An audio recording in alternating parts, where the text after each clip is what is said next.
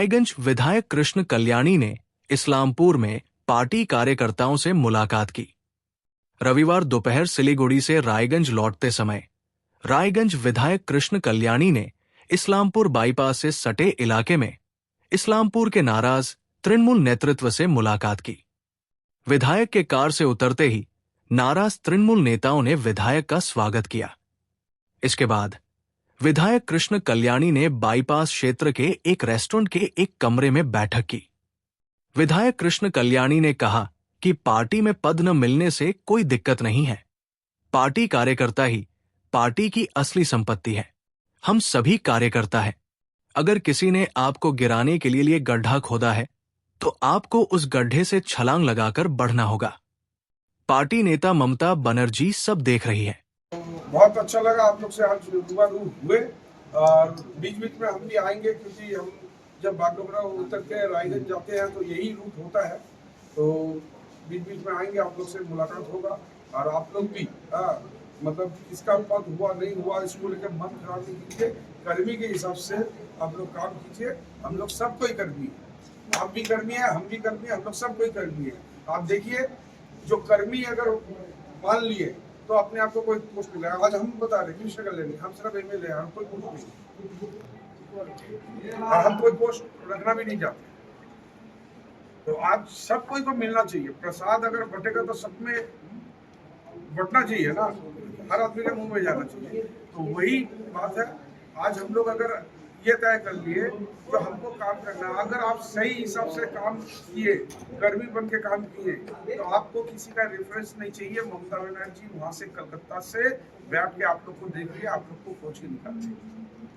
आप कोई भी नेता है तो गड्ढा करता है, जो इसको गड्ढे में गिरा देंगे उसमें गिरा देंगे। तो इसके लिए 2 लाइन बोल के हम आज अपना वाणी को खत्म करेंगे और यहाँ से विदाई लेंगे। ये 2 लाइन आप लोग पे अच्छा बोल दे, ठीक ठीक है। दो लाइन आप लोग को सुना देते हैं। जिंदगी में चलने के पद में बहुत आदमी लोग गड्ढा करते हैं गिराने के लिए, ठीक है। तो इसी पे मेरा 2 लाइन है।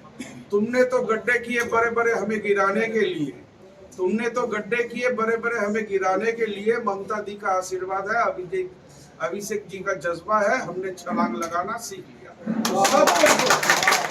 छलांग लगाना है, सामने कितना बड़ा गड्ढा हो। तो कुछ गड्ढा है, कुछ गड्ढा करने का कोशिश किया जा रहा है, लेकिन कितना भी बड़ा गड्ढा हो उससे बढ़ के छलांग हम लोग मारेंगे ना। 25 साल से मैं काउंसिलर हूँ एक ही वार्ड में, 1 टाइम वाइस चेयरमैन भी था मैंने, लेकिन यहाँ संगठन तैयार होने नहीं दिया जाता है। इस बात को हमारे सुप्रीम तक पहुंचना चाहिए।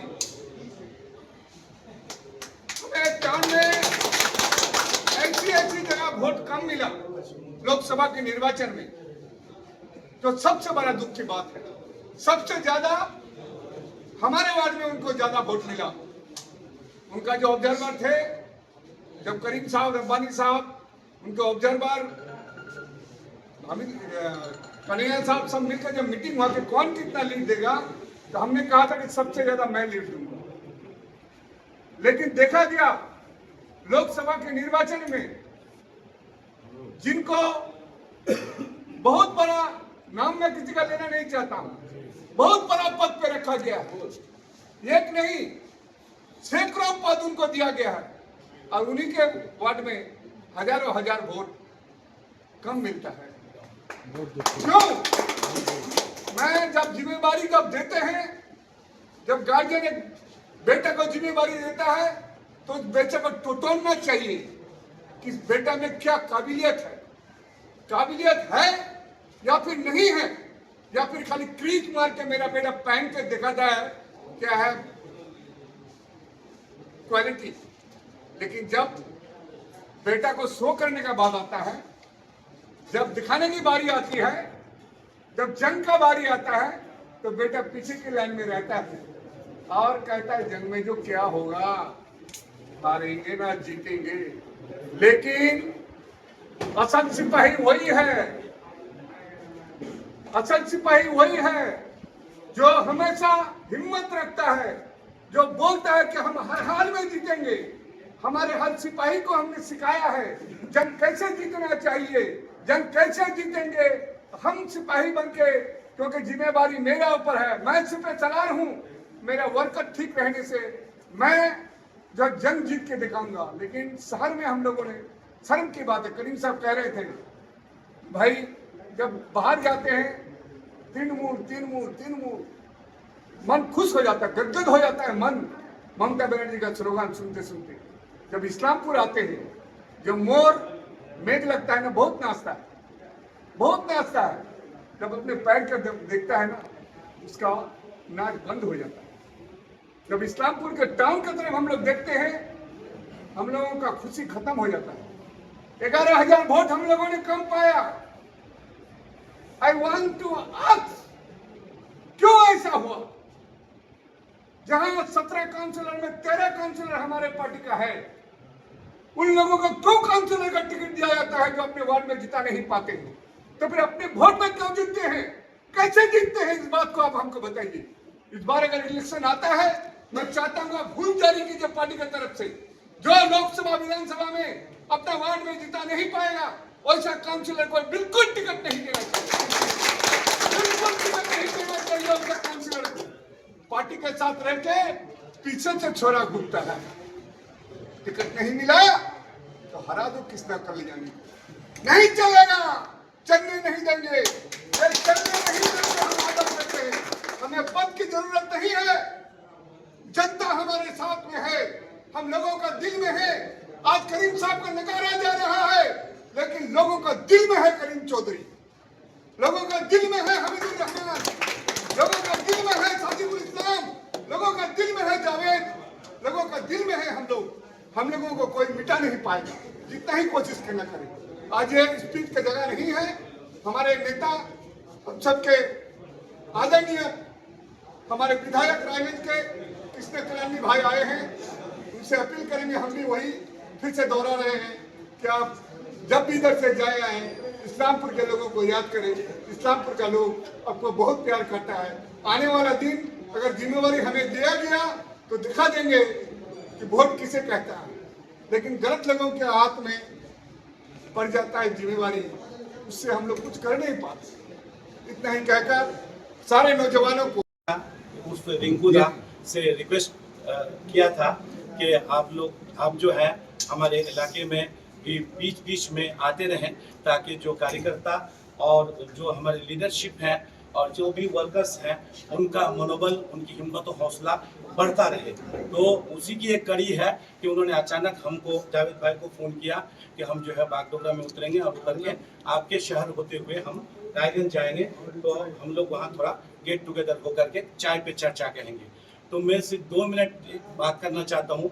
2 मिनट बाद ये है कि एक सेंटेंस है कि गिरते हैं सहसवार ही मैदान जंग में, गिरते हैं सहसवार ही मैदान जंग में, वो तिफल मतलब बच्चा, वो तिफल क्या गिरे जो घुटने के बल चलते हैं। ये बहुत मीनिंगफुल वर्ड है, रिंकू दा को डेडिकेट कर रहा हूँ कि जैसे कि लोकसभा के इलेक्शन में तमाम लीडर्स, तमाम वर्कर्स, तमाम लोग मेहनत किए, उनकी सारी कुर्बानी मौजूद रही, उसके बावजूद भी जो उन्होंने एक पॉइंट की तरफ इशारा किया कि माइनॉरिटी है तो माइनॉरिटी के वोट, जिस वजह से गुलाम रब्बानी साहब के कहने पर हम कांग्रेस के दामन छोड़ करके टीएमसी का दामन ममता जी की पार्टी में शामिल हुए।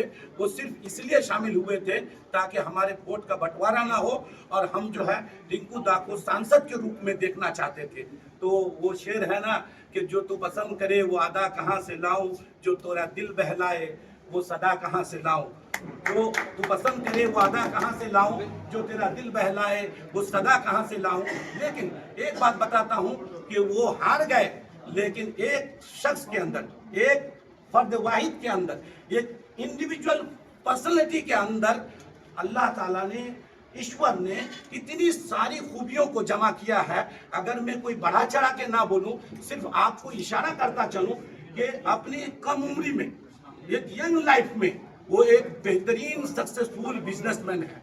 तो दुनिया के लोग सिर्फ ये जानते हैं कि ये क्या कहते हैं, बिजनेस की दुनिया के बादशाह हैं, सिकंदर हैं। लेकिन नहीं, गलत है। अगर आप जब रिंकू दा को स्टडी करेंगे गहराई से तो वो एक बेहतरीन सोशल एक्टिविस्ट भी है कि जो गरीबों का, लाचारों को, मजदूरों के घर घर जा करके राशन, कपड़ा, जरूरत के सामान को पहुंचाने का काम करते हैं। तो ये एक जब सोशल एक्टिविस्ट के मैदान में जाएंगे तो वहां भी उनके सामने सब कुछ मांग पड़ जाते हैं और वहां भी वो बेताज बादशाह हैं। और सियासत के बाजीगर कैसे हैं कि इतना कुछ होने के बाद, इतनी मेहनत करने के बाद वो उस सीट को हार जाते हैं। लेकिन आपको मैं एक चीज इशारा दिलाता हूं कि पहला शख्स है जो रायगंज की सरजमीन से पहली बार वहां बीजेपी जीता, तो वो क्रेडिट गोज टू रिंकू दा। उसके बाद उन्होंने बीजेपी छोड़ दिया, फिर तृणमूल में आए, तो फिर पहली बार तृणमूल जो है रायगंज में जीता।